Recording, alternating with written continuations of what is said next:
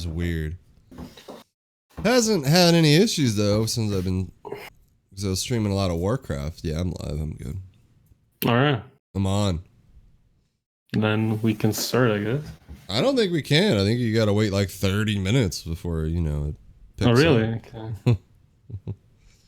Okay. Fun fact. What are you doing, though, for your podcast? Are you recording it separately? No. Ideally, I would, we both would record our voices, and then I would mash it together, but I don't know. That's kind of some effort. Jesus. I would just record it on Audacity while you're streaming, and it should be fine. Yeah, but somehow it doesn't work that I record my voice and my desktop audio at the same time. I don't know why. I'm kind of an idiot, when it comes to anything technical. Really? So the easiest way is just I record it on Twitch, download the video, and convert it into an MP3 data. So I would just look up some videos on Audacity. It might help you out. Probably. I'm lazy. Because then you could just get the raw audio right away and get going. Which, by the way, I got a little shout out to you. Me and my girl, we went to Walgreens last night. It's a shitty little convenience store out here. And we were having a smoke outside, and I was like, "Let me see your phone." And I pulled up the Apple Podcast app, and Stairway to Cinema is on there. Oh, really? Yeah. My podcast distributor didn't tell me that I was on. That we're on iTunes now. Yeah. Somehow it's picked up the feed automatically, I think, because it tells. Even when you click on the podcast from her phone on the app, it tells you everywhere else that it's at, which is pretty cool. Huh. Yeah, that is pretty cool. Yeah, I don't know if it's official Apple, but it's the Apple Podcast app, so I don't know how they're pulling that. Maybe it's not on iTunes specifically. Maybe not. Yeah. Actually, when I look at the statistics for a podcast, 3% listen on an Apple Podcast. Are we crushing it? I think we're crushing it. Yeah. 85% are listening on Spotify, and weirdly, 54% of our listeners are Irish. Well, what about what's up with Doesn't that? really make sense, but yeah, that's Ireland, Right. They probably tune anyway. in. This guy's not even Irish. He's dirty. Want to start? For real? I've been ready, man. Yeah, right. Fun fact: today you're streaming. You're streaming to art, by the way. Oh, no, that's not. That's not ideal. We're real professionals. Talk shows and podcasts. Today is 80th birthday of Al Pacino. Oh wow! Fun fact: he's old. That's actually younger than I thought that he was. Really? Yeah. I mean, it's pretty fucking old. 51, Renee Zellweger. Hank Azaria, 56. Jason Lee, 50. All those old people. Old. Everybody's getting old, man. They're all dying. Talia Shire. Who? Adrian from Rocky. 74 years old. I believe that's Francis Ford Coppola's sister as well. So. Oh, really? Jeffrey D. Munn isn't he dead? That's how she got all those roles, Oh yeah, right. Plus, she played Sonny's wife, I believe. I think, yeah. Oh. Yeah. Actually, I should watch those movies again. They're pretty good. Yeah. Anyway, do you have some news except from Al Pacino's birthday? I just saw something. Mandalorian greenlit season 3, even though season 2's not out yet. Yeah, that's a no-brainer, though, I think. Yeah. Obviously, it's a success. Obviously. Yeah, which is good. Actually, it's good for the whole Star Wars universe, I think, because, people have been so down on Disney's take on Star Wars. It's good to see Mandalorian being in the, majority that people seem to enjoy. It's good to see that. Right. I actually also continued watching that. Next week is gonna be the last episode. And I now saw the Bill Burr episode, which was pretty good. Yeah, And, I'm glad you liked it because a lot of people hated that episode. I thought that episode was fun. I mean, it does kind of feel out of the main story a bit, Hmm. but it was pretty good. And Bill Burr, I looked him up. He was in Breaking Bad, and I do not remember. Yeah, he had that small part in Breaking Bad. And he's a cool guy. I like him. I like his comedy. He's cool. Anyway, but the seventh episode was also pretty good. You know, the first appearance of Giancarlo Esposito. Yes, another Breaking Bad alum. You know, Right. And yeah, it's pretty cool. The first episode that has like a cliffhanger, and yeah, right? Good- Because good show. each episode, I felt like they it's kind of an own adventure each episode. right, which I thought was a different take. Like it seems to be almost an old school TV show in a way where it's not, you know, the style of everything has to connect. In a way, Yeah, I think mean, that's good. There's one connection. Yeah, in a The way, I little green think. guy. Yeah, in a way, I think that's good though, because so many TV shows now are just one long story. It's kind of refreshing to see little stories back in Yeah, action. The Witcher did that as well, and Which I it's still need cool. to finish. I still need Oh, to yeah. finish that. I mean, but The Witcher isn't as good as The Mandalorian. I feel like it's Mar- a little wacky. Marvel also pushed back a lot of their movies to 2022. I didn't see which ones, but it's probably a good call. You know? Yeah, makes sense. Nothing's coming out this year except for I think there's now this movie on Netflix, Extraction, with Chris Hemsworth, which is supposed to be real good. Hopefully. I mean, it's said to have like some of the Raid vibes from the action, so I'm curious for that. Maybe check that out, but I don't have Netflix at the moment. Produced by the Russo brothers as well. Oh yeah, right. That's also pretty interesting. Anyway, what did you see? So I continued my Homeland watch-a-thon. I finished season 7. No. Pretty much watched that in one fucking day. And then I still have to watch this last week's episode, and then tomorrow's episode will be the final episode of the show. So that's why I didn't watch last week, so I could just watch them both, you know. So, you know, it's bittersweet. Gonna be a bummer. It's such a great show. I'm bummed to see. I guess I'll be kind of excited to see what Claire Danes does next, because I feel like she was very impressive in this Homeland show. I watched the first 2 episodes of Jack Ryan, just because... Oh, the John Krasinski? Yeah, just because espionage was on the brain. And it's pretty good. It's actually pretty good, yeah. And then I did watch one movie this week. No. One. Which one? It's fucking terrible, Almond. All right. This is terrible. This was a movie that was discussed between me and my girlfriend about going to see it at the theater before the theaters were shut down.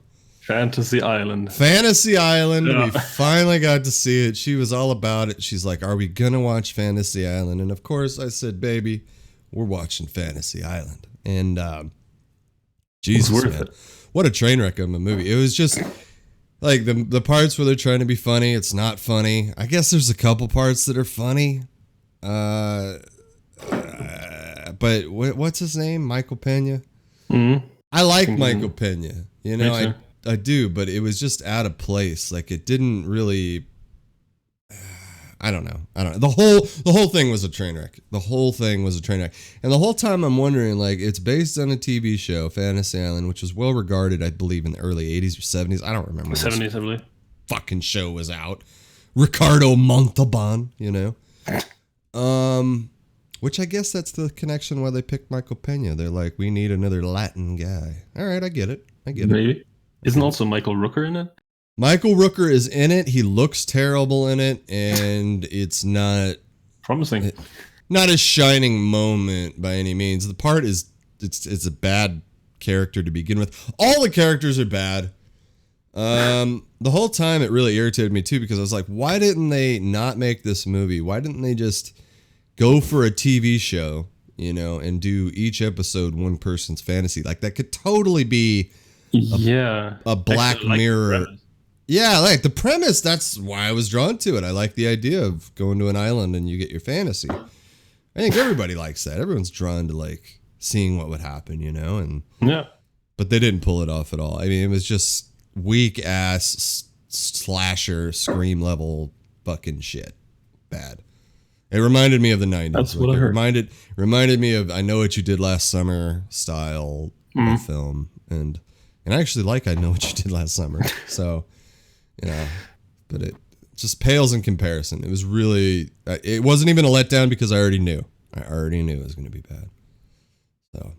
Yeah, actually, I had the chance to watch it a few months ago. Like, my friends went and saw it, but I was like, no. I don't think this is worth seeing, so... I never heard a single good thing about it, so, it's like...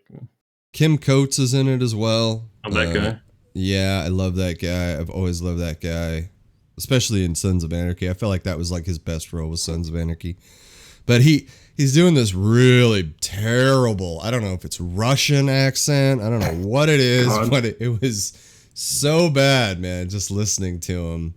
Dindrum, the movie that I'm discussing is Fantasy Island, the new one that just came out. It was awful. It's the only movie I watched. So there's really not much you can really say more about Fantasy Island. Just don't watch it. Just don't watch it. No.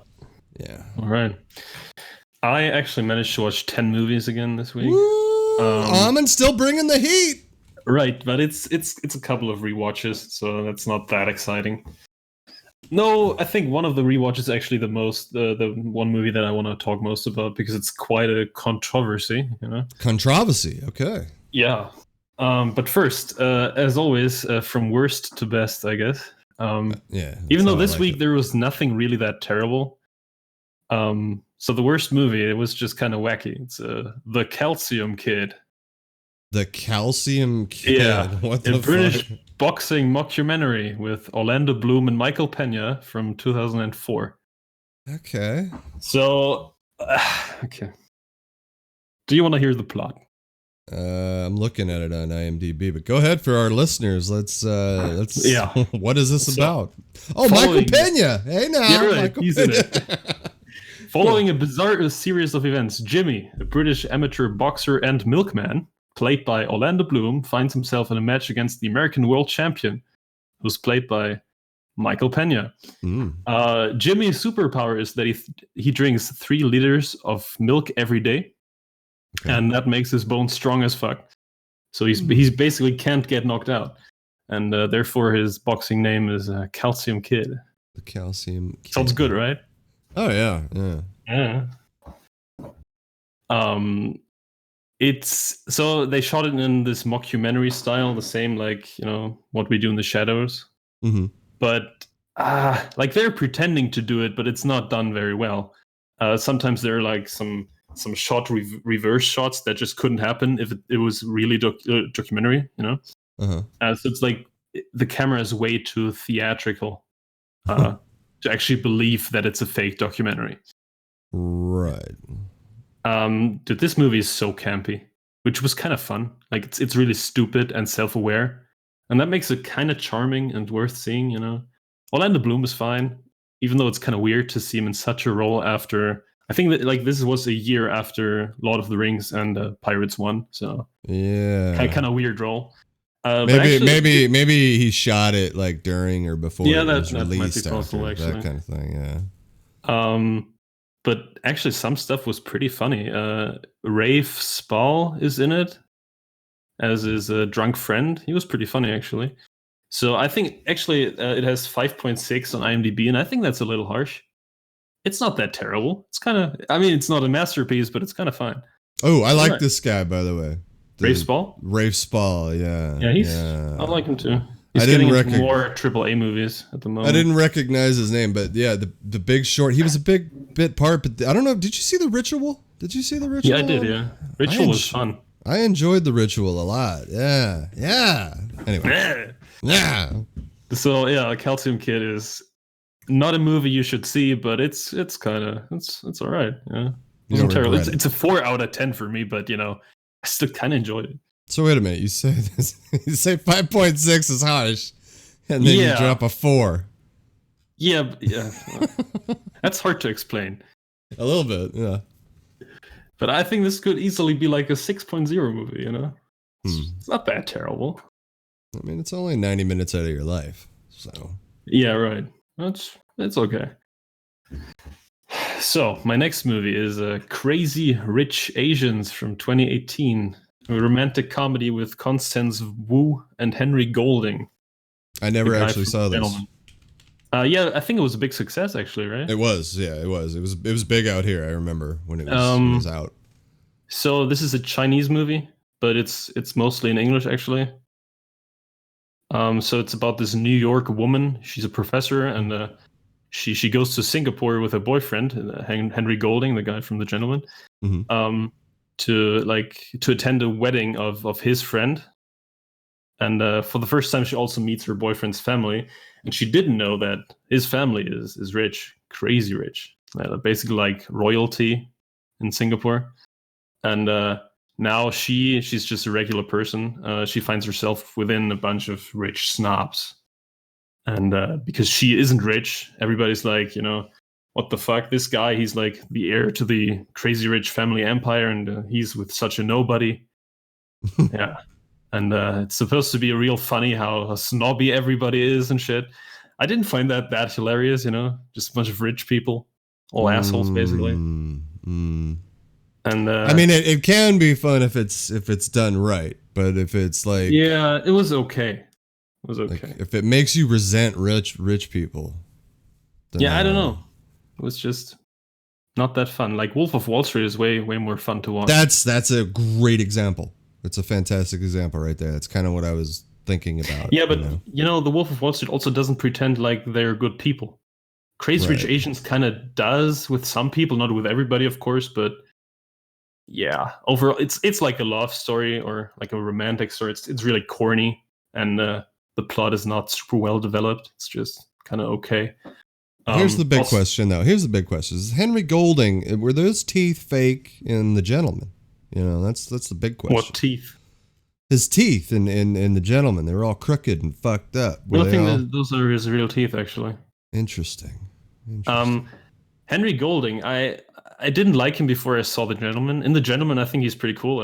He's great in The Gentleman. Dry eye. Yeah, I liked him in The Gentleman. But basically in this one, he is just, again, same with the Last Christmas. He's just Mr. Perfect. He's just, I don't know. It was boring. That was your movie of 2019, right? Last Christmas. That was right. Yeah, loved it. I think he should kind of.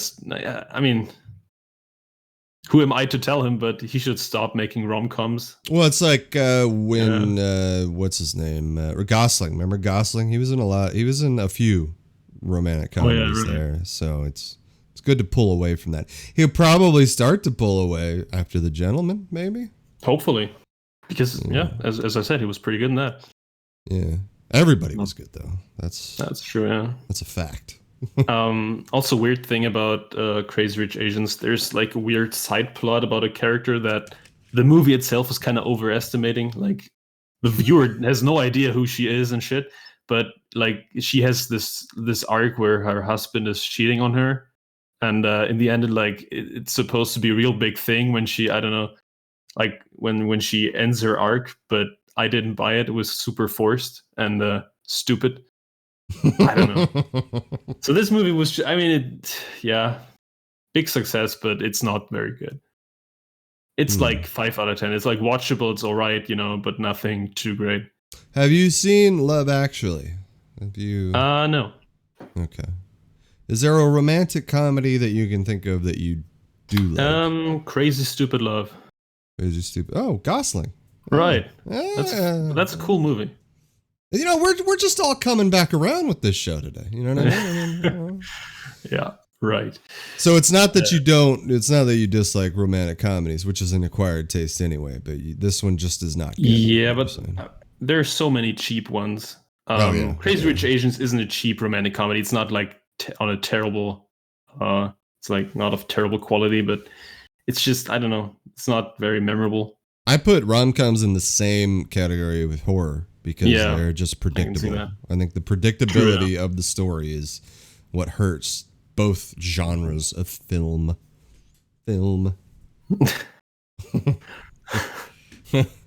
Okay, now we're getting to movies that I actually liked. Here we go. Um, so I finally saw Extremely Wicked, Shockingly Evil, and Vile from 2019, the Mm. Ted Bundy biopic with Zac Efron and Lily Collins.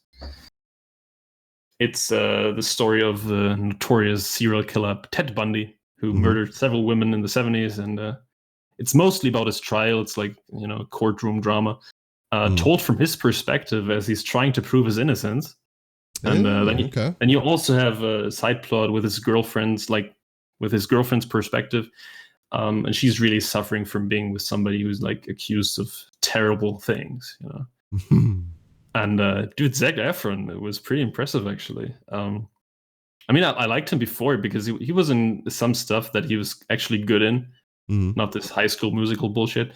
But he also looked the part. He looks kind of like Bundy in the movie. It was pretty cool. He's got a Bundy-esque look.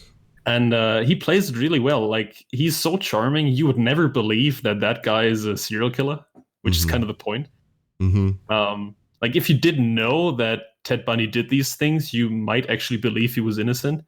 Ted Bundy changed the game when it came to profiling serial killers, because when you looked at Ted Bundy, he was a decent-looking guy. He was charming, and it was hard to believe that man did what he was accused of. Right. Yeah. And that's basically how this movie is made.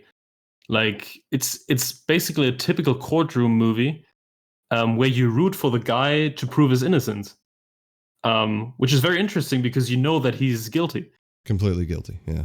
And but you still, I mean, you kind of root for him, but don't, because you know what he did. Yes. And you never actually see his murders, so he always just seems like a nice person. Have you looked into at all the things that he After did? that, just a bit, yeah. And they tell you a few things he did, and it's pretty crazy. Extremely brutal. Extremely. Yeah, like Ted Bundy, he was a real jerk. He completely turned into something vicious, I remember actually my dad telling me a quote from a book about Ted Bundy, and one of his quotes was just, "Sometimes I feel like a vampire." And that just, it really nails it right there. There's a lot on Ted Bundy because it's pretty fascinating, because the majority of serial killers are they're a little off, Weird they're not people. Highly intelligent like Ted Bundy was. I mean, the man managed he was a lawyer, actually. He managed to escape twice from the authorities, which is insane. The time that he actually starved himself and crawled through a fucking air conditioner vent to get out. It's insanity when you think about it. It's in the movie.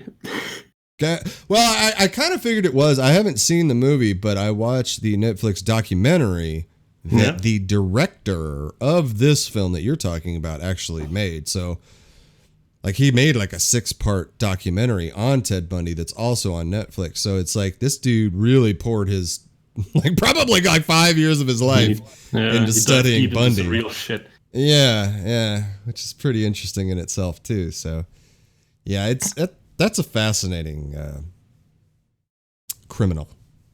Also in the movie, Jim Parsons, who we all know as Sheldon from The Big Bang Theory, he's the prosecutor. And I always like to see him in movies when he's not Sheldon, because he's actually a really good actor. Yeah, he's not bad. Yeah, I like him. Also, John Malkovich plays the judge, and he just plays John Malkovich. Overall, it's not a bad movie. It's not super memorable or amazing, but I quite enjoyed it. I heard some bad things about it. I don't know. There's not much to complain. It's very decent. And Lily Collins is in it, you said? Oh yeah, Lily Collins. That's kind of the issue. I know what I just said. Her character doesn't get a lot of characterization. Like, her development isn't really. She feels underdeveloped. She doesn't get much screen time. Like, so her plot never feels that important or developed. I don't know. Tacked on. Yeah, a bit. That's Phil Collins' daughter, right? Yeah, right. Oh, thanks for the host. Shout out to Phil Collins. Right. Also, she gets a new boyfriend, and that's the boy from The Sixth Sense. Haley Joel Osment, is that his name? Yeah. Big head. Yeah, he's been in some movies now just as a side character, and he's fine. Yeah, the last thing I saw him in was Tusk, and I tell everybody not to watch Tusk. Tusk is one of the worst films I've ever seen in my entire life. That's the Kevin Smith? Yes, but it's so bad that you have to watch it to experience it, just so you know what I'm talking about. I heard what it's about. Oh my God. When I heard what it was about, I was all in. I was like, oh, I gotta see this, but it's just the execution. It's bad. I think you forgot that Haley Joel Osment was in The Boys, actually. Right. I think they kidnap him or something. And that'll be coming back soon. Hopefully. Well, yeah. I think shows were still okay on. You know what I mean? Like TV shows were still doing all right. It's just cinematic, movies that we're all worried about. Right. Next movie. I rewatched a movie that I haven't seen in like 5 years, and I think it's one of your favorites from the 80s. Okay. I watched a dystopian thriller by John Carpenter with Kurt Russell, Lee Van Cleef, and Harry Dean Stanton. Yeah, Escape from New York from that's a movie. Yeah. So it's the distant future of 1997. Call me Snake. Manhattan is a high security prison, and all the American criminals get there to live in a society of their own. Mm-hmm. And nobody can really get out. There are no guards, so gangsters rule over the city. Which is an amazing premise. I think so, shit like that. I love shit like that. So yeah. One day the Air Force One gets hijacked and taken down above Manhattan. So the president gets kidnapped by the gangsters who rule over the prison town, and the police can't get in because and they kill the president if they do. So they get professional badass Snake Plissken, played by Kurt Russell, to go in there and return the president within 24 hours. Yeah. One of the baddest ass names to ever, Snake Plissken. To be like when Carpenter's writing this, you know what I mean? It's like, well, I need a good name. Plissken. Carpenter is always this 80s camp, which I appreciate. Like this movie. He pulled it off though, like back in the day, Right. With having seen They Live not that long ago, this felt the same basically. It has the same vibes. It's kind of campy but cool, And before I rewatched it, I didn't really remember a whole lot, and not even that Lee Van Cleef is in it, who I really like as Sentenza in Good, the Bad, and the Ugly. Mm-hmm. His role is not that big, but it was cool, just to see him. Cool to see him, yeah. And I think the movie has definitely aged a little. Oh, yeah. Like, I love the premise and there's so much potential, but it's a little, I don't know. It's a little old. The action could be more dynamic. That's what I want to say. It's like the camera isn't really that engaging. It's just a little, I don't know. I wouldn't say boring. It's not boring, but it's... I'm not sure if I want to say that I would actually appreciate a remake because I hate remakes, but in this case, I don't know. There is a remake on the way. Oh, really? I forgot who is attached to it. I think we discussed it like a couple weeks ago because I thought, oh man, maybe not. Oh, Lee Winnell is attached to it, the person that made The Invisible Man. Oh, right. Yeah, that's interesting, I guess. Oh, but now it's to rescue a female U.S. senator. Okay, well, now it's gotten woke! I'm surprised they're not going to change. It's probably going to be like Kristen Stewart as Snake Plissken. At least there's Snake Plissken, It's probably going to be starring. No, yeah, Lee Winnell. Oh, but wait. A quarantined danger zone. Is that like the same thing? Not so sure, actually. No, it's not. See, they're already fucking with it. They're already fucking with it. Yeah, we'll see. Hopefully somebody cool is going to play Snake Plissken. That's the guy that did Upgrade as well, so maybe it'll be... Upgrade is good. Maybe we'll get Logan Marshall Green as... I think we talked about that, right? Yes. It's when you were talking about Upgrade that led me down that path, yeah. I mean, Logan Marshall Green wouldn't be that bad, but... I mean, compared to Kurt Russell. Judging by the way they're changing the story, though, it worries me. I'll admit that. 100%. Obviously. I don't care about the female senator, but the whole quarantine thing. I like the idea of a prison, you know. Yeah, I think that's way cooler, actually. So are you ready now for Escape from LA? I've never seen that, and I heard it's pretty bad. So oh my God. Well, you got to watch it. Like, you got to check it out. Yeah, probably, but they don't have it anywhere, and I'm not going out of my way to get it. So I think you should go out of your way. Yes. Yes. Yeah. It's sad because like 80s John Carpenter to me is, you know, legendary in his own right, like for what he did. But then in the 90s, he slipped away. Like, isn't it just the same story again? Yes. Basically? Yes. Escape from LA is basically the same story over. It's in LA. Doesn't make sense. You gotta watch it at least. Shamey. You gotta watch. Yeah, for the Peter Fonda scenes alone. I mean. Oh, Bruce Campbell. That's fun. I do like Bruce Campbell. Pam Grier. Okay. I don't know. It's maybe one day, but as I said, I'm not going to go out of my way. In the theater. Anyway. Saw it in the theater. Midnight release with my uncle. Mm. We were really excited and you were disappointed. You could say that. Yeah.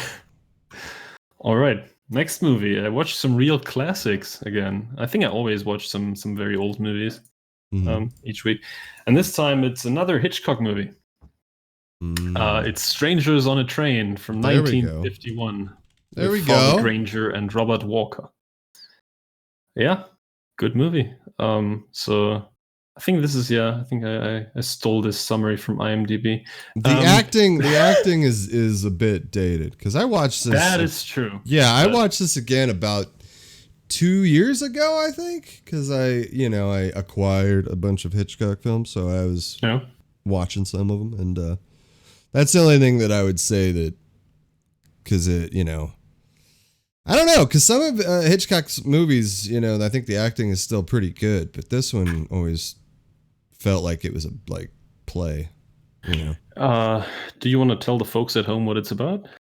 It's about two men. They meet on a train and they discuss. It's killing each other's wives, right? No, there's this tennis player, Farley Granger. He wants to divorce his wife, and the other one, he hates his dad. Oh yes, the dad. Okay. Yeah. Elaborate. Oh, I need to elaborate? Yeah, why not? I mean, it's been a while, but I can help you. Yeah, you take it. You just watch. Okay, so they meet. He hates his wife. He hates his dad. So the strangers just he's coming up with a plan like good old crisscross. I kill your wife if you kill my dad. So he has this theory. Then if two strangers kill for each other, there's no way they can get caught. Because there's no connection to the victims.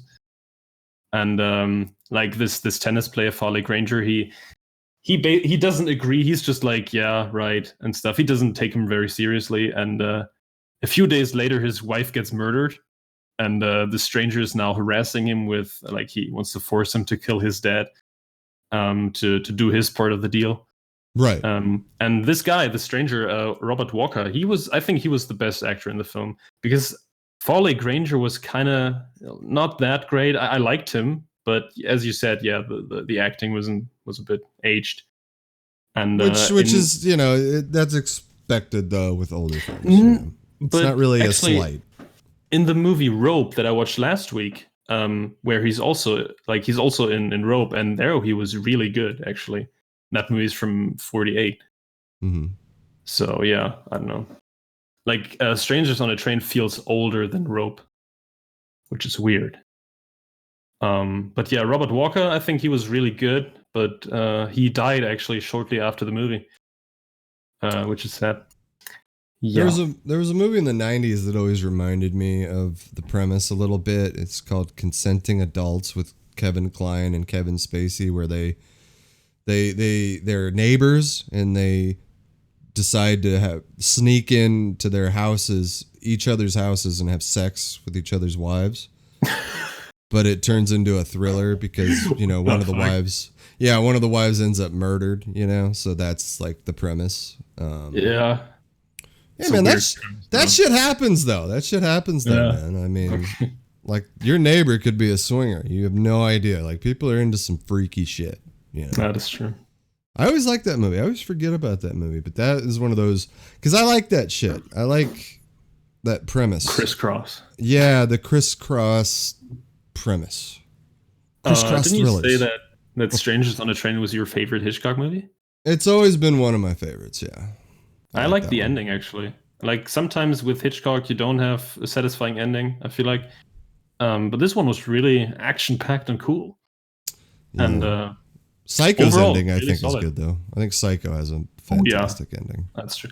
When I talk about weak ending with Hitchcock, I think Rear Window isn't that strong with the ending. A lot of people were posting Rear Window on Twitter this week with that hashtag that was trending of the 5 perfect movies. Oh, I saw Rear Window a lot. On 5 perfect movies. Yeah, I think I was going to send that to you, but I think I was busy and I forgot, but I should have. I think Psycho is more perfect than Rear Window. A lot of Shawshank Redemptions were on there. I saw that. Hopefully also The Good, the Bad, and the Ugly. I did not see The Good, the Bad, and the But that's a Ugly. perfect movie. Come on. Taxi Driver was on there a lot, which I don't agree with. You know, I just think Taxi Driver is a good movie. I don't think it's... What about Pulp Fiction? Oh, Pulp Fiction was on there a bit. Yeah. That's good. Yeah. No Forrest Gumps, though. Yeah, baby. Nobody thinks that shit's perfect. Anyway. Right. So overall, though, you enjoyed. Strangers on a Train was good. It's very, very solid, you know, and it's obvious that it's a Hitchcock movie. You immediately notice. The characters are always well established, and there's lots of suspense. I feel like Hitchcock movies are accessible, too. You know? That's true, yeah. They're not like most people probably think of old movies as boring and shit. But Hitchcock movies, I think everybody could watch them. I think they're still pretty fun. At least the premise and the stories, even if the acting is a little weak in some of them, like they still hold up. Like that's very thought-provoking shit coming out of Hitchcock back then, which is ahead of his time. Ahead of his time, I would say. True, and I think it's a little weaker than like Psycho or Rope, but still, I liked it a lot. I would like to see Rope. I would like to watch Rope. Is real good. I don't know. Still on my mind. Oh, 12 Angry Men was on a lot of lists. Oh, yeah, that makes sense. Yeah. I can agree with that. Mm-hmm. So next movie is also kind of a forgotten classic because it's the one movie by a famous director that not everybody has seen. It's Duck, You Sucker. Oh, the 1971 a Western war movie by Sergio Leone with Rod Steiger and James Coburn. And so I stole this summary from IMDb because I'm lazy. So, in Mexico, at the time of the revolution, Juan, the leader of a bandit family, meets John Mallory, an IRA explosives expert on the run from the British. Seeing John's skills with explosives, Juan decides to persuade him to join the bandits in a raid on the Great Bank of Mesa Verde. John, in the meantime, has made contact with the revolutionaries and intends to use his dynamite in their service. Thank you, IMDb. So this guy Juan, the Mexican bandit, he's played by Rod Steiger, and it's kind of an Eli Wallach character, actually. Like he reminded me a lot of Tuco from The Good, the Bad, and the Ugly. Mm-hmm. Even though he has better morals than Tuco, because Tuco is just a scoundrel, you know. But Tuco's the shit. Yeah, that's true. James Coburn is this IRA dude. He's just, you know, the coolest guy in the room always. He's cool. I like James Coburn. Irish Republican Army? No. Yeah, right. This movie is it's actually it's not a typical Western. It's set in the 1910s or 20s. I'm not sure. And there are cars and machine guns and shit. And it's also not like it's more a war movie than a Western. Right. It's kind of strange. So it's like it's also very different from other Leone movies, but still obvious that he made it. There's like serious production value and grand scale shots with lots of extras. His shots are great. His shots are always good. And yeah. Even in Once Upon a Time in America, which that movie I have issues with, a lot of issues with. The shots are still good. It's quality. You know, he's got quality. That's true. And also the explosions and action scenes in Duck You Sucker are pretty good. It's an action-packed movie actually. Like there's actually war scenes. I barely remember this too. Does Rod Steiger play a Mexican Yes. revolutionary? And I don't think that James Coburn is Irish, right? But he has an Irish accent. Oh, really? Yeah. I wasn't sure if it was convincing. Probably not. But born 1928 from Laurel, Nebraska. Yeah, so he's not Irish, but yeah. Everybody has to judge for themselves if his Irish accent was good in this movie. I've always liked James Coburn though. Oh yeah, me too. Yeah, he's a good dude. Yeah, the thing is though, unlike The Good, the Bad, and the Ugly, this one has a few parts that drag a little. So like it's not, for me, it's not the perfect Western experience, but it's still really cool, and actually, because it's a war movie, it's kind of unique. I liked it. Coburn, one of Coburn's last movies that he made was Affliction. I don't know if I ever brought up Affliction with you. Paul Schrader movie with Nick Nolte. Paul Schrader's the guy that wrote Taxi Driver. I saw this in the theater with my grandma. I don't know why I thought about this, but Coburn, like, you know, he was pretty good there at the end. It was a well-deserved Best Supporting Actor at the time, but that movie's a rough go. Paul Schrader is a dark ass writer. And what did you do? Well, he wrote Taxi Driver, but he also did a movie called Light Sleeper back in the day with Willem Dafoe, which is actually a Dafoe movie I really, really like. But it's very Taxi Driver-esque again. He also wrote Raging Bull and this new Ethan Hawke movie, First Reformed. That's interesting. I never saw First Reformed either, which I saw was a A24 movie as well. Right, yeah. And you know how we are with the A24. We see that and I heard amazing things about First Reformed, but it's just kind of weird that he's still writing movies. And he also wrote Taxi Driver back in the day. It's crazy. Bringing Out the Dead is also by him. Oh, yeah. I do like interesting guy. I do like Bringing Out the Dead. Yeah, he's got a dark sense about him. But he's been around a little bit. Oh, he wrote American Gigolo as well. Hey now. Oh, Cat People Unaccredited. Cat People is one of the coolest movies I've ever watched. He directed that as well. I didn't know that. I did not know that. It's about people that turn into cats. Oh, really? Yeah, they do. They turn into cats straight up. Probably better than recent Cats. I would say so. Yeah. I'm sorry. That was a massive tangent. I apologize. Well, it's fine. Have you ever seen Duck, You Sucker? A long time ago. That was like back in the day. Probably. So you don't remember shit? Not really. I was like 15 or 16 because that was when I was watching. It's been like 30 years ago. Yeah, 26 years ago. Oh my god. That's it for the podcast, everybody. I'm gonna go. Right. I liked it. You might check it out. Want to check it out again? It's pretty cool. Yeah, and yeah, I think most people haven't seen it. It's like kind of his forgotten movie. Yeah. I know about that. Yeah, like it's like most people only know Once Upon a Time in the West and The Good, the Bad, and the Ugly, Fistful of Dollars, Once Upon a Time in America. But this one, few dollars more. Yeah, I haven't seen that. That's the only one by him I haven't seen. The middle one. Yeah, and I would like to see it because it also has Lee Van Cleef. Anyway, moving on. I watched a German thriller from 1997 called Funny Games. Oh, and there's an American remake for this movie. Right. With Naomi Watts and Tim Roth. Mm-hmm. So there's this family that arrives at their vacation home at a lake, and on the first day, two young fellas visit and just ask for some eggs. And the situation gets kind of weird and uncomfortable. And those two guys, they end up tormenting that family in such a cruel way that was really unsettling. Very unsettling. Yeah. I don't want to tell more. It's crazy. I've seen the remake. Oh, yeah. So I didn't see the actual original, but I heard that it was pretty the same. I don't know if anything was changed. Probably it's the same director actually. Like the guy who made the movie again, just in America. I heard the remake is worse, but probably just because it's a remake. I don't know. I haven't seen it. Right.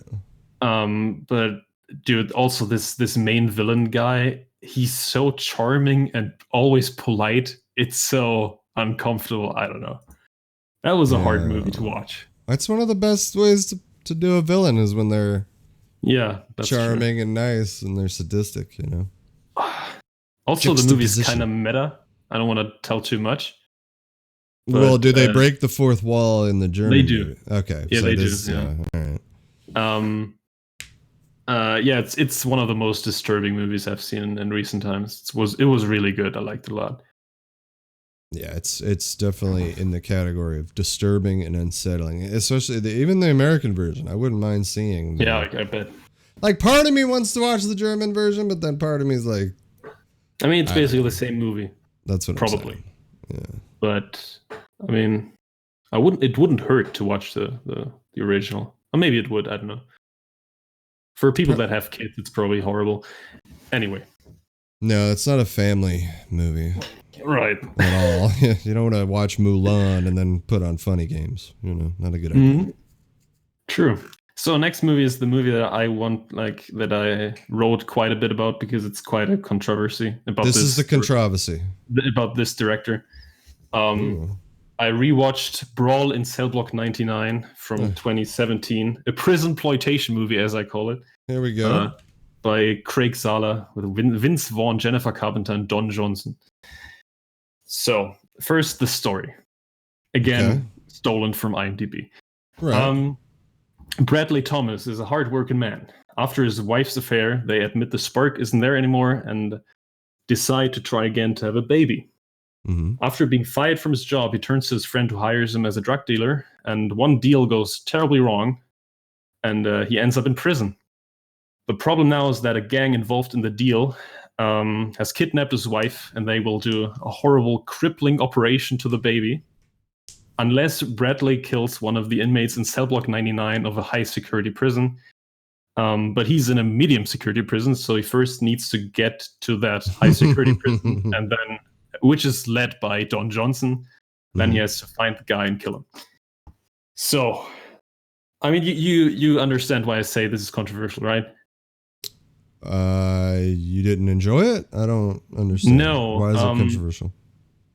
So I really don't want to get in any political discussion, but his movies have been accused of being racist, which is completely stupid. I think that's ridiculous. Yeah. It is ridiculous. Because, and I don't think that's controversial to discuss that because that's been like a historical thing. Like Spike Lee accuses Quentin Tarantino of being racist in films, which I think is stupid to even suggest that.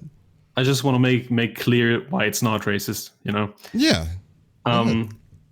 So in Zahler's movies, every character is flawed, basically. And even I think this is less a problem, like less a thing in Brawl and Cell Block 99.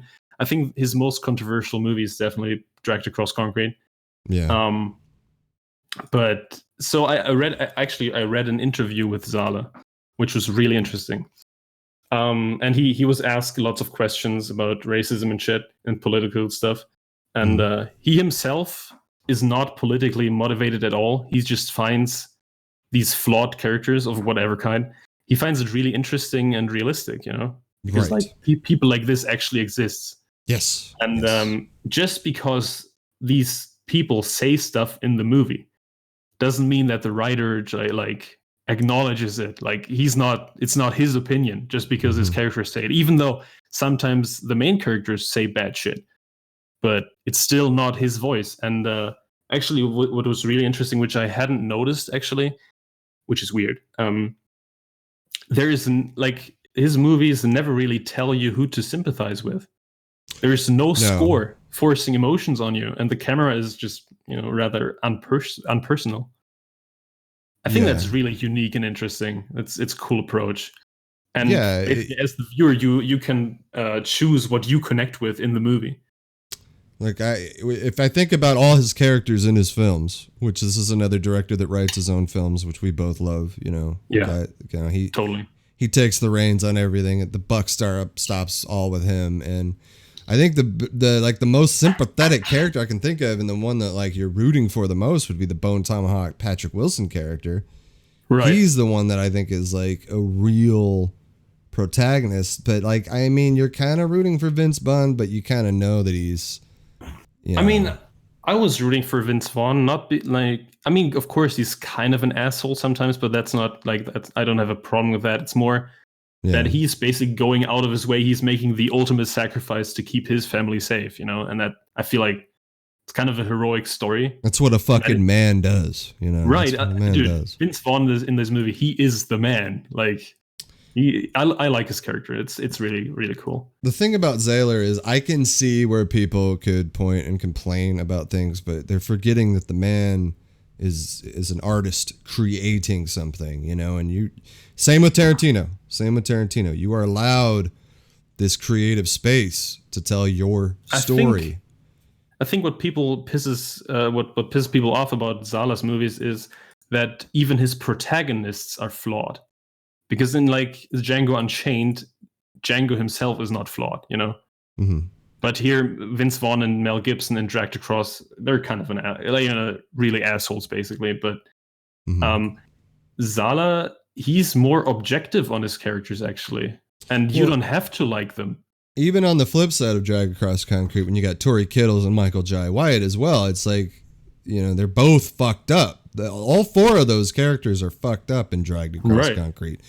I love the way this man tells a story. Like, I love the fact that it feels real, even though Brawling Cell Block 99 has this weird sense about it that it's in another world almost with their ultra prison. That shit, that shit is totally like campy, but I love it at the same time. I think it's like it makes it fun, like that it's not completely real, even though the characters feel real of how they are. And I like Jennifer Carpenter in this as well. I like the fact that he keeps casting her as well. He keeps casting some people, like Vince Vaughn is also in Dragged, Don Johnson is also in Dragged. Udo Kier, the German, he's also in both movies. Yeah, he's got his nice little lists of people, but yeah, man, I'm a big fan of this guy. His movies feel very old school. Yes. And they're so brutal in a way that, like, it's not on the Tarantino level of stylish violence. It's more like with Zahler, the violence is rather realistic, actually. Like, I don't want to hard to watch sometimes. I don't want to alienate a section of people that shouldn't watch it. It's not about that, but I would also say that his movies are more made for men, or probably people with that. You got to have a dark sense of humor too. You have to have, because there is humor in these movies. It's just different kind of humor. I mean, even in Bone Tomahawk, the racist exchange with Matthew Fox and the Indian, the Native Son American. McLaren. Yeah, that little exchange. I'm sorry, to me that's funny. I mean, I think that's funny. But I know to a lot of people that exchange is going to be offensive to some people, but it's just the way it is, man. It's just it's also realistic because people like that exist. Exactly. You can't just hide it. It's exactly. That's the thing, is like people trying to hide the fact that people aren't racist or they're not crazy or they're not fucking brutal that's scarier in itself, because that's censorship, it is kind of. But I don't watch his movies though and think racism either. I don't even with Tarantino. I could see if I was an African American male sitting in the theater of Tarantino and maybe getting cringy, but I don't know if I would or not, because I can't really put myself in that position. Right. Yeah, that's always. But I still think that Tarantino respects history enough to know that that's how people talk. And when I saw Pulp Fiction in 1995 so many times, I felt like I was watching something real then as well, because everyone around me growing up in Southern California, that's how they fucking were. That's how that's how people talk behind closed doors. I mean, I know people don't want to, act like people aren't racist, but there's so many racist fucking people in this world. And it's like, I don't even know if they're meaning to be racist. It's just how they talk. Yeah. But I don't know. I hate to see Zeller accused of that because I think you could accuse Spike Lee and Tarantino if I was on that, you know what I'm trying to say here. I'm not accusing them at all, but I'm saying that you would attack those two directors more so than Zeller, Dude, I should send you this interview with him. It's really, really interesting. I'll probably watch that. Read it. It's read it? I gotta read? Oh, my eyes are getting bad. I told you I'm getting old. It was interesting nonetheless. Yeah, I know. Anyway, I think we're done with the controversy. Oh man, I thought it was going to be a different controversy. No, I just wanted to make this clear because I had this I have a friend who's like he doesn't really want to watch Zala's movies because of the accusations and shit. But like I can see his movies can easily be misunderstood. Exactly. Probably. Yeah. So I just wanted to state that for once. I would say I'm a big fan. I would say Dragged is the one that mostly is, I mean, they put black dudes in whiteface in that movie. So, that's a whole weird meta thing right there. Like, I don't know if Zeller was trying to be cute with that or not, but I don't really know. I don't think he's injecting political shit in his movies at all. No, he's not. I don't think so. Like, I think he's just there telling cool fucking stories for an audience that is not for everybody. Not for everybody. Yeah. He's writing real characters. And that's why I kind of put him in that same Tarantino-esque category. Yeah, I can see that totally. Brawl and Cellblock, rewatching, I really enjoyed it, Good. Actually, I increased the rating from a 7 to an 8 because I think this is a great movie. It's not like from Zala's movies. I think Bone Tomahawk it's my favorite, but after that, Brawl and then Dragged. Does the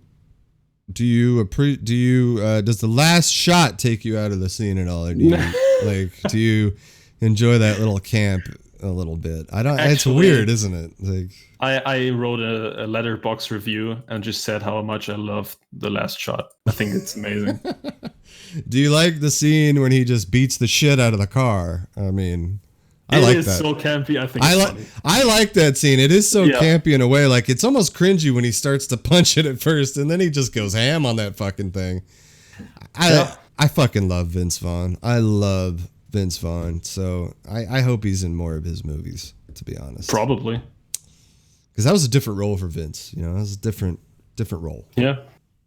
True. Whereas Dragged, that's a return to Vince Vaughn. Like, that's straight up that's not Cell Block Vince Vaughn right there. No, and in Cell Block he's just dude. He's a mean motherfucker. He's murdering some people in such brutal ways. He's a mean motherfucker in this movie. Like, just talking about it, even though I watched this movie like 5 months ago, dude, I could totally watch it again. There's this when he meets this gang in prison, and he's like stepping on this guy's head and smashing it into the ground. That's so brutal. It's so brutal, dude. I mean, I love some violence in movies, but Zala still, like, his movies are brutal in a cruel way, Especially Bone Tomahawk. It's hard to watch sometimes. Because his character... But it's still great. His character seems so, like, apprehensive at first, but he, like, just adapts to that brutality very quickly. Yeah. That's a good movie. So, 2 movies left, and they're both rewatches. Yesterday I watched a movie called Kill Bill Volume 1. Oh, I haven't heard of this. What is this? I know, it's from 2003. I knew it was going to be a Tarantino movie. I knew it. Revenge action movie by Quentin Tarantino with Uma Thurman. I watched it with a friend because he has never seen it before. And I'm not sure if he liked it, actually. I think he liked it, but it didn't blow him away. Because, I mean, I can see that Kill Bill is kind of campy as well. I enjoy Kill Bill. I enjoy, me too. Especially Volume 1. To appreciate it, though. I like Volume 1 for the campiness and the craziness, but then I also like Volume 2 for the awesome drama that's buried in there. True. Yeah. I honestly think that's some of Tarantino's best drama, and I think that's Uma Thurman's best role as well as Kill Bill. The second one. Well, both of them, because I kind of put them together, even though they are different, it's hard for me to just, because if you watch one, I feel like you got to watch 2, it's true. We're going to do that next week, maybe. I'm not sure. Yeah. But yeah, the first one is just it's a blast, you know. The action is great. There's lots of references and weird stylistic choices, but I love it, you know. Like this when she looks at the people that fucked her over, and this weird music. It's so campy, but it's cool. It's very Tarantino. Actually, one thing, when I realized that I made another mistake in my top 200 list. Because I put this one, Kill Bill 1, I put it higher than the movie that I'm going to talk about next. And I would have to correct that now. Okay. The movie, the last and best movie I watched this week. Wait a minute. This is all we're going to say about Volume 1? That's it? I mean, we talked about it plenty of times, I believe. I just don't know what to say about it. It's just, I don't know. It's, for me, the best soundtrack a Tarantino movie has. I wouldn't mind watching both of them again. I love Shin Ichi-Shiba's role. Hattori Hanzo, he's great. Great scene. I don't know. I like it all. I like the whole movie. It's great. Do you think we'll ever get a Volume 3? Hopefully not, actually. I don't need it. What? I would rather want that Tarantino makes something original, you know? Yeah. I don't know. Well, hopefully Tarantino doesn't quit, you know. Oh, yeah. Well, he's not going to quit. He's full of shit. Probably don't know. Yeah. So next movie, the best and last movie I watched. Again, watched it with the same friend because he hasn't seen it before. You might have heard of it, Pulp Fiction. Oh, you've 1994. No, I've never seen this. Is this good? It's a crime drama. It's got John Travolta, you know. I think. Bruce Willis, Samuel L. Jackson, some people I never heard of. Maria de Medeiros, Tim Roth, Uma Thurman, Harvey Keitel. I don't know. The Wolf. I don't know who these are. Yeah, the Wolf. I mean, is there a point to explaining the story? Like, it's basically 3 chapters in non-chronological order. Let me tell you something, Julie. When you drove past my house, did you see a sign? Dude, actually, like the first time he talks, I don't buy it. It's like kind of overacting. Yeah, but well, it gets better over time. Dude, more he talks. I told you this. I still remember my dad. I'm sitting next to him. I finally convinced him to go see Pulp Fiction with me. It's like my 3rd time seeing it in the theater. I'm all excited for him to watch it. It gets to that scene where they show Tarantino and he just audibly goes, "Oh my God." I don't have a problem with it, but it is kind of cringe when he first talks. Right, when he first talks, but the scene itself is pretty funny. Even though, dude, I love the whole thing with the wolf. It's great. Right. Yeah, I think like there's no need to really explain what it's about. I think most people have seen it. It's the 90s movie. So many quotable scenes, so many memorable scenes. Every scene is quotable, basically. My favorite quote is, I'm gonna get medieval on your ass. Dude, Marcellus Wallace, Ving Rhames in this movie is fantastic. He's such a badass. Love it. I think the ultimate badass of the movie is Jules. I love Jules. Oh yeah, he's great too. When he's telling him the wallet, and he's like, "It's the one that says bad motherfucker on it." And then he reaches in, and it surely says bad motherfucker. I love that. I love that. My friend thought it was really, really good as well, so I like that. That was cool. That it still holds up to people who've never seen it, you know. And the foot massage, yeah. Dendrum just said the foot massage, yeah. That it highlights again how good Tarantino is with dialogue, because he took something so simple as a foot massage and turned it into this conversation between the two of why it's a bad thing. And I think this is Tarantino's strongest dialogue movie. And after that, yeah. Hateful Eight's in there too, because Hateful Eight is all dialogue. And also underrated, Death Proof has great dialogue. I think, you know. You do like Death Proof. Not Proof is as good, much though. As the other ones, but I still think it has great dialogue. And of course, Reservoir Dogs has great dialogue too. Death Proof is kind of like Kill Bill. Like this, he had a good time. You know, you could tell that he had a good time. Yeah, true. Actually, I would say this is one of the few perfect movies, Pulp Fiction, because the script is just way too clever. Yeah, I agree. But I love Reservoir Dogs. I saw it before, and I think I'm not going to say one is better than the other. I just think that they're both perfect, and they came at a time for me when I needed, a new director to hit the scene that wasn't Spike Lee or Kevin fucking Smith, and Tarantino came around at the right time, and he is one of the most copied directors in history. So, that's true. But I have a question for you. What? What is your favorite chapter in Pulp Fiction? Out of the three. Okay. It's really hard because there's so much about that movie I like. There's so many good shots. I could tell you my least favorite. I think you already know the scene. Bruce Willis. Yeah, the taxi driver. Butch, tell me. You always say that. What is it like to kill a man? Butch. That's not the whole chapter, dude. And he's just a tiny bit. You want to know what it's like to kill a man? Esmeralda via Lobos. Truth be told, I didn't know until you just told me. Fucking, that's when Bruce Willis was still a badass too. I love Bruce Willis in Pulp Fiction. It's nice to see him in good movies. I hate his fucking girlfriend. I don't like his girlfriend. She's terrible in this movie. That's probably the reason why I like Bruce Willis's story least, even though I love what happens when he leaves the hotel. Right. But I think my favorite chapter is, dude, I really like the Mia Wallace thing. Mm-hmm. But I also really like the wolf. It's hard.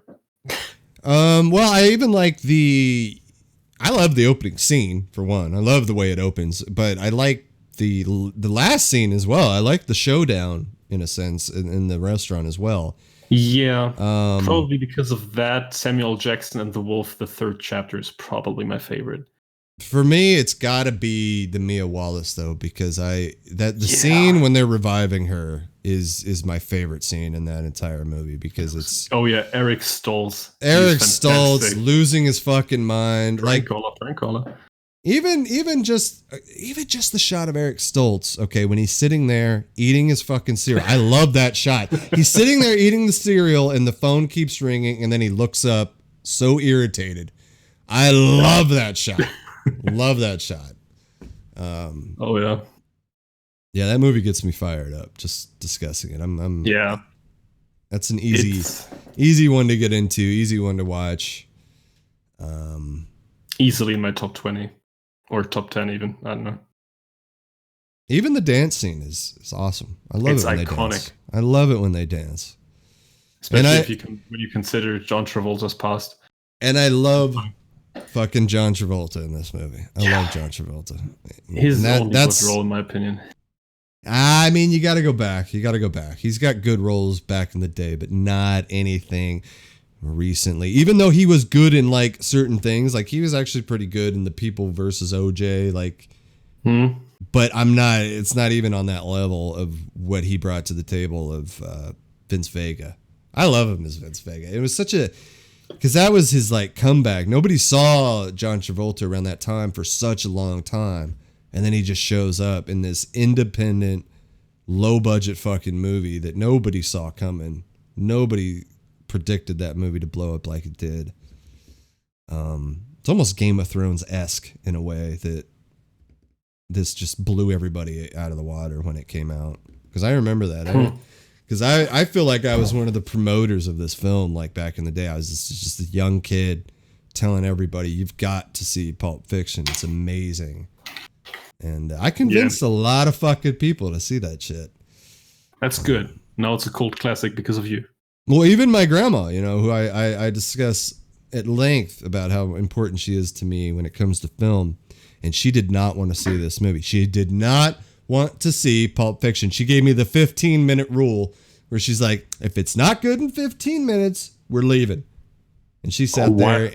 She sat there and she laughed her fucking ass off watching Pulp Fiction. I mean, the scene after the first diner scene, when John Travolta and Samuel Jackson talk, that you can't turn it off. Then I think honestly, what sold her was like right before The Wolf too. I think she was like she didn't really know what to think yet, but when he shoots Marvin in the face, I mean, I just distinctly remember her like laughing and just she couldn't believe that happened. Like, I shot Marvin in the face.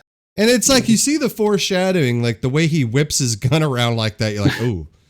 And then it just happens so quickly and they're driving down it's hard to go against like the whole Wolf chapter too, because that That whole chapter is so good, with especially Samuel L. Jackson complaining the whole time in the car and afterwards, like with his miracle shit.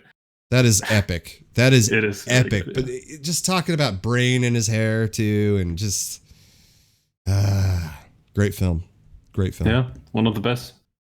Royale with cheese. Which, by the way, I think I told you, Vegas. Yeah. I ate at the Big Kahuna Burger. So I'm just. Oh, that's real. Well, They made it a thing. Yeah. Okay. Is it good? Kahuna. Yeah. It's a tasty burger. It was a tasty burger. Mm-hmm. That is a tasty burger. So see, it's really hard though to quote this movie without dropping certain words. You know what I mean? Like that is a can't really quote it too much. At least not here on Twitch. You know. Better not. Actually, I thought that I might not have enough stuff to talk about. What's up, Raynon? So I actually made my favorite actors lists again. So we can go over those quickly if you want. How many do you got? Them basically. It's top 10 actors, top 10 actresses, and some honorable mentions. Thought you were gonna drop a 50 on me. All right. No. So actors first. Actresses. Okay, then first honorable mentions with the actresses. Let's get the women out of the way first. You know what I mean? Right. Come on. You can't say that. I know. We like the women. Of course we do. Honorable mentions. If you want to interrupt me, Jen, then just feel free to do it. So these didn't make the list. Rebecca Ferguson, Linda Cardellini, Rachel Weisz, Mary Elizabeth Winstead, Michelle Monaghan, Anne Hathaway, Toni Collette, Cate Blanchett, Jennifer Lawrence, Charlize Theron, Rachel McAdams, and Robin Wright. Did not make the list. Oh my god! Quite some names that hurt. I already know who's gonna make this fucking list for your actresses. Go ahead, let's lay it on the people. Okay. Yeah, Charlize Theron didn't make it, Raynon. No Cate Blanchett. What a fucking crime. Everybody listening, I know. Go ahead and write your review about how Almond, is crazy. I know. I'm a sucker. So I also, for each actress and actor, I had I wrote down the best performance in my opinion, or like as objectively as I could judge, and my favorite role. I like that. 10 is Margot Robbie. And I think... What? Yeah. You got Margot Robbie and Charlize Theron and Cate Blanchett don't make the cut. And you got Margot Robbie in the cut. Yeah, maybe because I recently saw Wolf of Wall Street and I frequently see Once Upon a Time. All right, good. Just her best performance, in my opinion... Continue your craziness. Continue the craziness. Her best performance, in my opinion, is I, Tonya. I agree with that. And that's also my favorite role by her. Yeah. Because I can't argue with her role in Once Upon a Time in Hollywood is not significant enough. Or Bombshell. I don't even think Bombshell was significant enough to warrant the acting nod. Right. And also Wolf of Wall Street. I mean, she's not that much in the film. I don't think she has a body of work worthy enough. Yeah, I know. That's why I put her at 10. But it's still, maybe I'm... You're crazy. Should have been an honorable mention. Dude, I'm getting flamed for not putting Charlize Theron in the list. I know. I see that. Renan knows what's up. Renan knows what's up. Yeah, I know. I have seen Mad Max. I have seen Monster, but I'm just not a huge fan of Charlize Theron. Shout out to Renan FC. Yeah, they know what they're talking. They know what they know. Number 9, Frances McDormand. Okay, you got to put her on. And best performance, in my opinion, 3 Billboards Outside Ebbing, Missouri, even though Fargo is also pretty good. And my favorite would be the same, 3 Billboards. Shout out to your friend, my man. Yeah. Can you agree with that at least? Yes. Good. Yes. Number 8, Saoirse Ronan. See, I wouldn't, for Frances McDormand, I might put her in a honorable mention for me, because if it's a list but it's your favorite, so I can't be right here. Yeah, I've seen a lot with her, and she keeps delivering, so just really like her. Number 8, Saoirse Ronan. Your girl. Best performance, in my opinion, Lady Bird, and favorite role also Lady Bird. Even though Little Women was also pretty good. But yeah, Nobody saw Little Women. Nobody cares. I did. Hey, come on. It's really good. Come on. Number 7. You're gonna like this. Marion Cotillard. I do like that. It's a weird choice. I think her best performance is Inception. I love that chick. Love her. And my favorite role is also Inception, even though I'm not a huge fan of that movie. I even like her in The Dark Knight Rises. Like I like her in movies, period. So like True. She's amazing. Solid actress.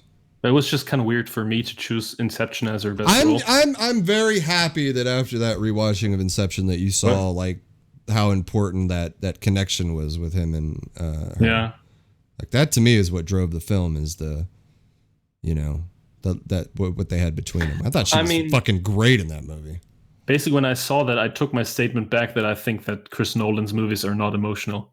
Yeah, that's just not true. I was an idiot. I'm still an idiot. But no. Well, you maybe rewatch Interstellar too to see if the probably I've seen it only once, and that's 6 years ago in the cinema. So yeah. Number 6, Julianne Moore. Ooh, best performance in my opinion, Boogie Nights or Magnolia. Not sure. This has been due to your Paul Thomas Anderson, recent. Totally, yeah. And my favorite role by Julianne Moore is also Boogie Nights, of course, because I love Boogie Nights. Did she gain 30 pounds to play Monster? No. This guy is great. I love him. Yeah. He's also big into movies. Actually, he did a Once Upon a Time in Hollywood fan art. Well, we need him to show That's up. how I found him. We need to show up every Friday. Yeah, please do. It's Saturday, but that doesn't matter. I know. Number 5. Oh, Midsommar fan art, nice. I just gotta say. I have to say that Julianne Moore, hard to argue between either of those roles, between Magnolia and Boogie Nights, as to which the best one is. She's a fantastic actress. She's been fantastic ever since I saw her back in the 90s. Yes. Can't even say underrated because she is rated at this point, but I still haven't seen her Oscar movie, Still Alice, but I would like to see it. Yeah, I would too. But yeah, I just picked Boogie Nights over Magnolia because I've seen it more times than Magnolia. Yeah. I'm really happy that you watched Magnolia, though. I'm happy that you enjoyed that. And I'm happy that you appreciate Magnolia, because Magnolia is a trip. It's a trip. Yeah. I mean, because of Magnolia, basically, I watched all Paul Thomas Anderson movies. Yeah. Number 5. Number 5 is Amy Adams. Amy fucking Adams. Yeah, she's also can't go against her, The new Meryl Streep, basically. I like her more than Meryl Streep. Way so more. Do I. But she didn't make the honorable mentions. You gotta give me credit. Amy Adams shows up to a role, she's already getting nominated, I feel like, these days. So right, and Raynon is right. Give her an Oscar already. That's true. I agree. In my opinion, her best performance is in The Master, which is not my favorite role by her. Which my favorite role is Arrival. I gotta go Arrival. Yeah. I'm not a huge fan of The Master, but it's the performances are just insane. All three. Right. I haven't seen Nocturnal Animals though. Oh, good pick from this guy's on fire. I don't even know who he is, but he's on fire. Nocturnal Animals was amazing. Anyway. Yeah, probably. Number 4, which last time didn't make my list because I did this list before a couple months ago, I believe. Number 4 is Scarlett Johansson. Oh. But now with some other movies, I actually really like her. So in my opinion, her best performance is Marriage Story, but it's not my favorite. I think it is. It's so natural and cool. I don't know. They were both very good in the movie. Yeah, I hate that movie. Yeah. I know. But my favorite performance by her is, weird enough, it's actually Jojo Rabbit. I thought she was amazing in Jojo Rabbit, and I liked her character a lot. It's a weird choice, but I don't give a fuck. You're not gonna say anything? I mean, I like ScarJo. I've always been a fan of ScarJo. So I would lean towards like best. I love her in Lost in Translation too. You know? Oh yeah, me too. I did really like her in JoJo though, but I like the story of what happens to her. I think that's more of the emotional punch. Yeah, I mean, and she is very good at goal, you know. And she is very good in Marriage Story. It's hard for me to like back that movie at all. I know, because I think it's poorly written in terms of just I don't know. I just didn't buy their fucking shit. The two of them, right? Even though it's good, like their acting is phenomenal. It's very good. Adam Driver is great. The intensity that Adam Driver had was on point, because that's what a woman will do to you. You know, they'll drive you crazy. You know, when you're in. This is why you don't want to get. He said shit movie. Wow. Oh my god! I love this guy. I say that. Yeah. I love this guy. This guy. Watching again. All right. No more trashing on Marriage Story. I think it's a good movie. Yeah. It made your list of like top 200s, I think. Probably wouldn't make it anymore, but I don't know. Just because of you. No, number 3 favorite actresses she was my top 1 last time. It's Jennifer Connelly. Jennifer Connelly. And in my opinion, her best performance is in Requiem for a Dream. But I don't like that movie a lot, so my favorite role by her is in Alita. Only the Brave. Alita. Yeah, right. That's my favorite movie. For me, Only the Brave. For me, it'd be A Beautiful Mind. That's when she really steps up. Fair enough. But Requiem, you can't. Everyone's fucking great in Requiem for a Dream. Yeah, but I don't like the movie. It's too uncomfortable for me, and I just didn't enjoy it. But it's also been a few years. She was amazing. Greatest eyebrows in cinema history. I agree with that. Although I do like Rachel Weisz's eyebrows too. Oh man, Rachel Weisz. Whew. God damn, I gotta go. House of Sand and Fog. I know I've mentioned that too. She's very good in that movie. Very good in that movie as well. She has some Labyrinth. She has some bad movies under her belt though. It's the only Once thing. Upon a Time in America. Yeah, she was. Also, I can't say that's a bad movie, but no, me neither. Like, it's hard for me to say it's a bad movie. It's just not a movie that I want to watch. Right? Yeah. You know, and I love James Woods. I love De Niro, but it just doesn't change the fact that I do love her in Labyrinth, though. I do love her in Labyrinth. So that was just instant crush back then. I can see that. Oh, Career Opportunities. If you ever get a chance to watch Career Opportunities, terrible movie, but it's a good time. It's like that was like her sexy 90s role before she got, all serious and shit. Interesting. Number 2. Emma Stone. All right, so I already know what number 1 is. Shut up. Best performance by Emma Stone, I think, is The Favorite. And my favorite performance by Emma Stone is also, or my favorite role is also The Favorite, Your favorite is The Favorite. Yeah, my favorite is The Favorite. The favorite of The Favorite. You can see that, right? I mean, right. It's a great movie, and I think she's very, very good in it. Even better than in La La Land, which I'm not a huge fan of, but it's all right. Me neither. So yeah, my top 1. Do you want to say it? Amon's favorite actress is Florence fucking Pugh. I think you just have a crush on this girl. I think you gotta. Yeah. That's what's driving it, But she's also so good, dude. She's alright. In everything she was in, I just thought she was amazing. So I would watch anything she's in.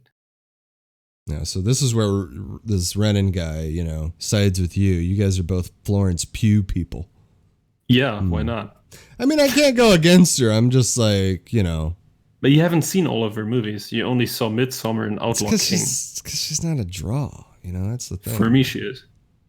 He's a Pugh, he says. Also, best performance by Florence Pugh is Little Women. And also my favorite role is Little Women. Man. I like that movie. You know, here's the That's thing. Though. behind it. Here's the thing about film. Even though if you like an actor, it doesn't mean you got to see every movie. You know. But I'm such a person who does that. Sometimes you just gotta know. Look, you only got so much life to live. There's only so many movies you can watch. You gotta know when to skip. You gotta. Little Women should have been a skip movie. No. I say that with like, motherfucker. Come you on. have so many of your favorite actors in that movie too. It's just like, yeah, it's a skipper. Timothy Man. Chalamet, Saoirse Ronan. Huh? He got canceled though. Timothy Chalamet got canceled on Twitter. Oh yeah, let's not talk about that. Her voice, her raspy voice. Okay, let's just continue with the actors then. Okay. Honorable mentions. It's quite a few. No, this is where it's going to get controversial, I'm sure. Not really. Let's hear it. Honorable mentions: Mahershala Ali, Edward Norton, Tom Cruise, Colin Farrell, Pedro Pascal, Tom Hanks, Kurt Russell. Actually, Val Kilmer almost made it. Patrick Wilson, Bruce Willis, Jamie Foxx, Gene Hackman, Philip Seymour Hoffman, Joseph Gordon-Levitt, Josh Brolin, Harvey Keitel, David Thewlis, Ben Mendelsohn, Michael Stuhlbarg, Adam Driver, Robert Pattinson, Paul Newman, Steve McQueen. Wow, Pattinson doesn't make his top 10. I'm shocked. No. I'm shocked. Paul Newman, Steve McQueen, James Dean, and Song Kang-ho. Oh my God, Song Kang-ho did not make the top 10? I thought he'd be like number 3 by now on your list. No, my top 10 didn't change much. Okay. If Jake Gyllenhaal isn't at the top 5 for you, he is not. He didn't even make the honorable mentions. I'm sorry. And Gyllenhaal's fucking solid when he wants to be. So he is, but I'm just not a fan. You know, it's just... You're really not a fan of the Jill? I like him, but it's not that I'm like crazy about. Is it the mole on his face? Do you not like the mole on his lip? Is it a turnoff? You're like, mole face? Is that what it is? What? No, it's just that I'm not not a huge fan. Some people don't like moles. You know, some people they see those. I don't moles. give a fuck. Okay, all right. You know, Val Kilmer's got a bit. 2 moles on his face. Val Kilmer is pretty awesome. Anyway. Anyway, top 10. Top 10. I might release this actors list as a separate episode. Actually, it's kind of chaotic, but you know, it's been a good time. It is. Top 10. Number 10 is Ewan McGregor. Ewan. Best performance, in my opinion, is in Fargo, where he plays twins, and the actually TV show. Right, and my favorite role by him is actually also in Fargo. He got the Globe back then in 2017. Which season is this where he plays the twins? 3? Okay. Yeah, it's also in that season is Mary Elizabeth Winstead, David Thewlis, some other people I like, you know. Yeah. Number 9, Benicio del Toro. Ooh, Benicio. Best performance, 21 Grams, but favorite role, Sicario. Yeah. Yeah. we're both completely in line here on this one. Great picks there for your roles. Benicio. There. I love it. Yeah. Number 8, Willem Dafoe. Yeah, best performance. He's all right. Best performance, The Lighthouse. Easily The Lighthouse. Yeah. Easily. Favorite, also The Lighthouse, even though I thought about The Life Aquatic. You know? He's fun. He's fun in The Life Aquatic. Yeah. I mean, obviously, I love him in Platoon. You know, and good call. But actually. even though, like, I love him in these roles, dude, what he brought to the table with The Lighthouse was insane. It was Oscar worthy. Yeah, it's gonna go down as one of the greatest snubs in our recent history of Oscar nominations. Absolutely. Yep. Green Goblin. Fair enough. Number 7. You might call him the greatest actor of all time, Daniel Day-Lewis. Danielle. Yeah. Best performance by Daniel Day-Lewis is, in my opinion, There Will Be Blood. Daniel Plainview. Yeah. Which is probably the best performance in history. I don't know. You can argue it. You can argue it, yeah. My favorite role by him is in Gangs of New York as Bill Cutting. Bill the Butcher. Yeah. Number 6 is controversial pick, I guess. I don't know. Oh shit. Ryan Gosling. Why is that controversial? I don't know. What's wrong with the goss? Everybody likes the goss. Some people might say it's a little high, but I'm a big fan. No, I love Gosling. Best performance by Ryan Gosling, in my opinion, is Half Nelson, but it's not my favorite. My favorite is I couldn't decide. K? It's got to be K. It's The Nice Guys or Blade Runner 2049. I'm not sure. I don't know. I completely agree with you on that pick. That so different, but I couldn't. I just can't choose. I want him to play that character for The Nice Guys like multiple times. Times. We need a sequel. I love that fucking character. Number 5. Al Pacino, the man who turned 80 today. 80-year-old Al Pacino. Yeah. Yeah, best performance, The Godfather 2, in my opinion. But I also wrote down The Irishman because I thought it was really impressive. It was nice to see him just acting again. Yes, It was very, very, very nice. In fact, it's another one I wouldn't mind watching again. Right there is The Irishman. And my favorite role by Pacino is The Godfather 2. Oh yeah. Probably that's another role right there, and character and acting that you could say is best of all time for me anyway. Yeah, I can agree. Yeah. Number 4, Christian Bale. Ooh. It was really hard picking a favorite for this one. My best performance for him, I think, is The Fighter. Just really, really good. But he's always great, so I don't know. Favorite though. I went with his most recent one, actually. I went with Le Mans 66. That's pretty good pick, you know? Like, it's a fair pick, I guess, but yeah, there's some others that almost... I might have to go American Psycho. Hey, Kylie gifted a tier 1 sub to see Kaleido. Also, I like him as Batman, of course. The Prestige. I don't know, there's so much good shit in his filmography, so... Yeah, I just took 4D Ferrari. Like the Prestige to me is like, it's a good role. He's good in it, but it's not like the Le Mans 66 or American Psycho. I would lean towards American Psycho for me, just because I love American Psycho so much. Also in the Prestige, Hugh Jackman is actually kind of stealing the show. I think he's better than Bale, or more prominent than Bale.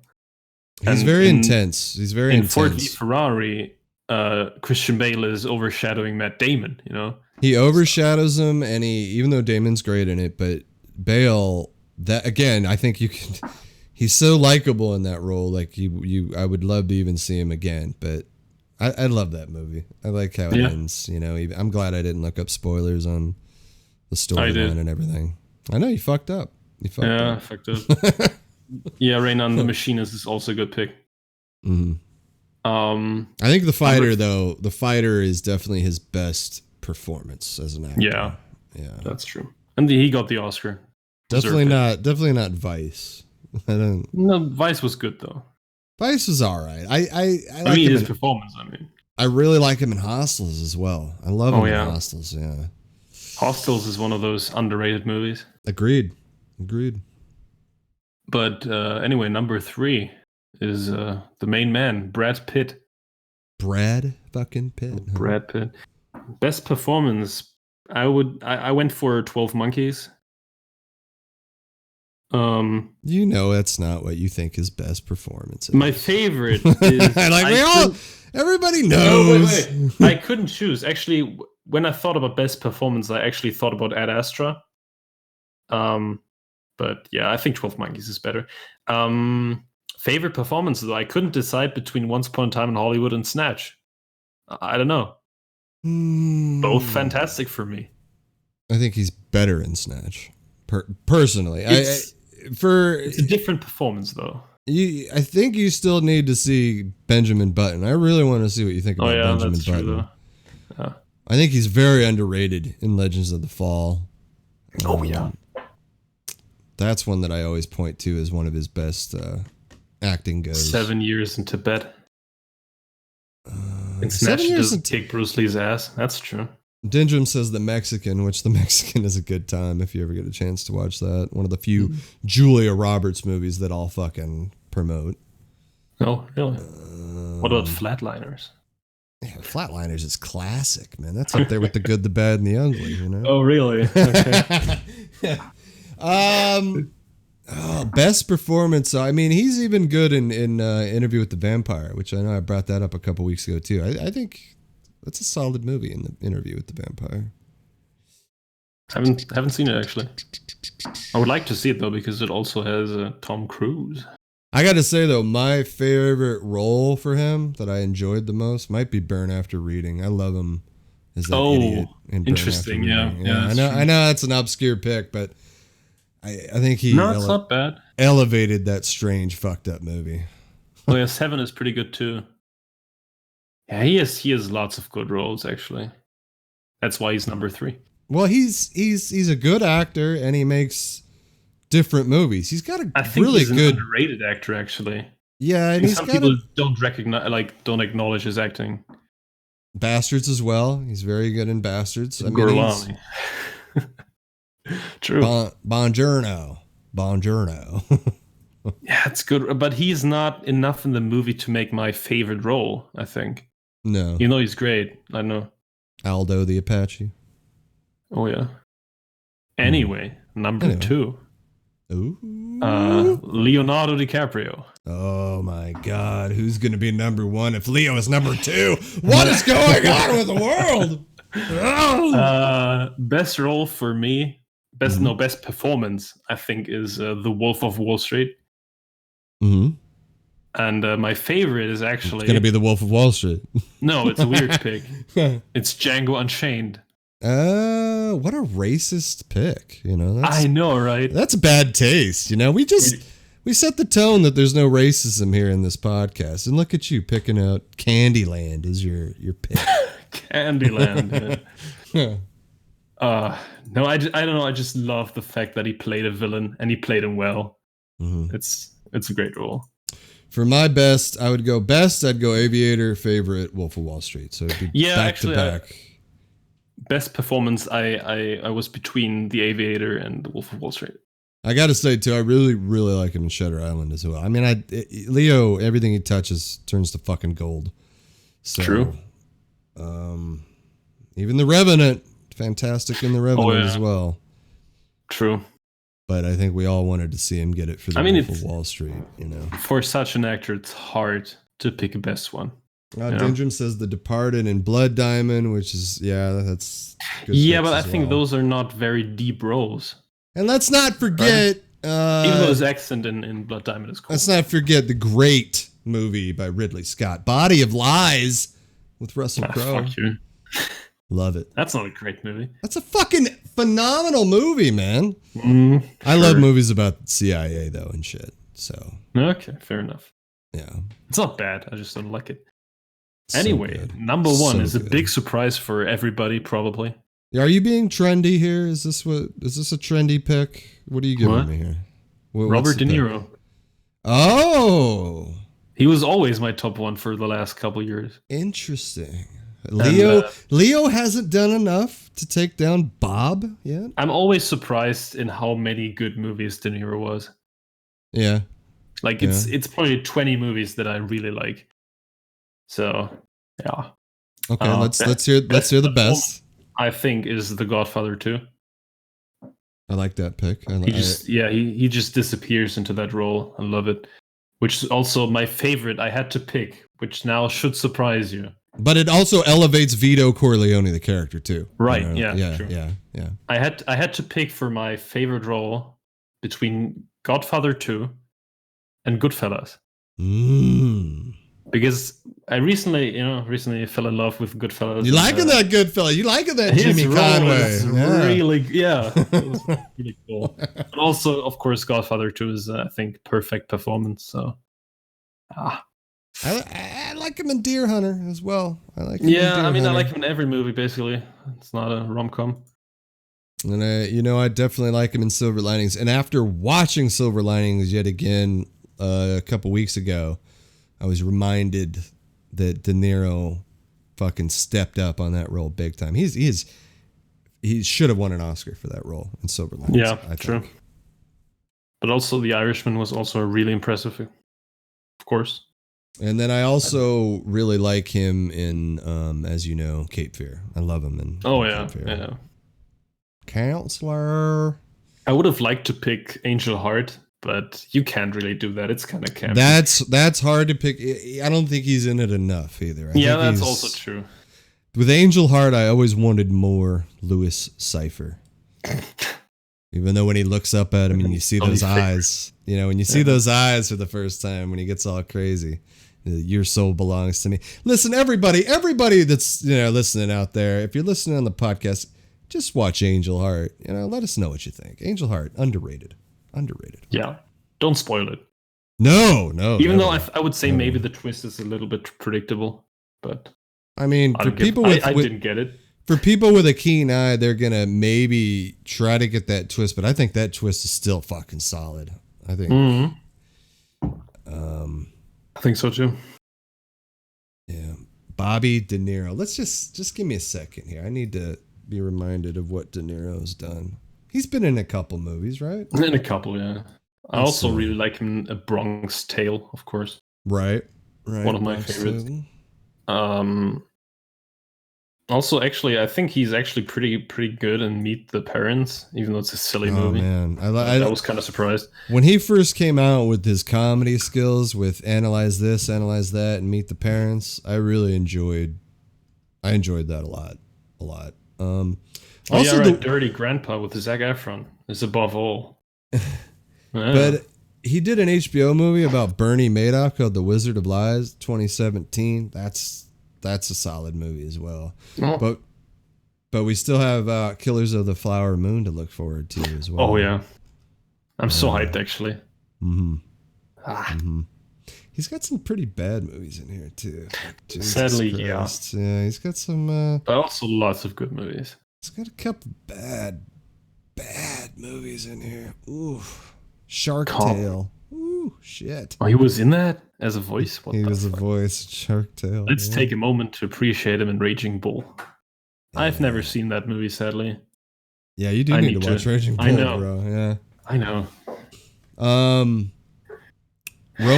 Ronin is a solid movie, too. It's not really a acting movie, though, Ronin, it's been ages since I've seen that. I don't remember anything, basically. Oh, I know my favorite role. Casino? No. I can't believe I missed this, but my favorite role all time with De Niro, Midnight Fucking Run. That is my favorite De Niro. Oh, really? Oh, yeah. It's a good role, though. Yeah. 100%. Fair enough. Awakenings is also pretty good. Casino. Heat, of course. Heat is really good. Heat's solid, yeah. I think he's really good in Jackie Brown, or like he's kind of funny in Jackie Brown, actually. Mm-hmm. Yeah, always great. Except for some movies recently. I mean, of course, if you're in so many movies, of course there's some shit. But he's also in 20 plus great movies, so. Poor Leo, just hasn't done enough yet to crack. He made your favorite movie of all time last year too, and you can't even throw him in. Yeah, maybe when Killers of the Flower Moon comes out, or if I see J. Edgar, who knows? You have to watch Raging. I know. I have to watch Raging Bull. Yeah, J. Edgar is you could pass on that one. Yeah, but I don't know. I just want to. With DiCaprio, he's one of those actors I just would like to see all of his movies or all of his big movies. Mm-hmm. I gotta say that is a skippable movie, and it's hard to say that because that's Eastwood and DiCaprio, but Eastwood failed me on that one. But Eastwood has failed me a couple times. Eastwood's not perfect, but he can make gems too sometimes. Yeah, that's true. All right. Well, I think we're done. Stairway to Cinema, episode 26, the Saturday special, ladies and gentlemen. We'll be back next week on Friday, Hopefully. All right. Ramen, have a good week, man. You too. Bye, everybody. All right, ladies and gentlemen, that is going to do it for Stairway to Cinema, episode 26. I hope you enjoyed it. Take care. Have a great weekend. Dendrum, thank you for hanging out. Thank you. And of course, Kylie. Kylie got a sub in there. All right. We'll see you guys later.